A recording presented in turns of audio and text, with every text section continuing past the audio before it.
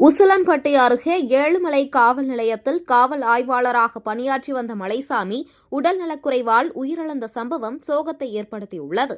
மதுரை மாவட்டம் உசிலம்பட்டி அருகே ஏழுமலை காவல் நிலையத்தில் காவல் ஆய்வாளராக பணியாற்றி வந்தார். தேனி மாவட்டம் கம்பம் வடக்குப்பட்டியைச் சேர்ந்தவர் மலைசாமி.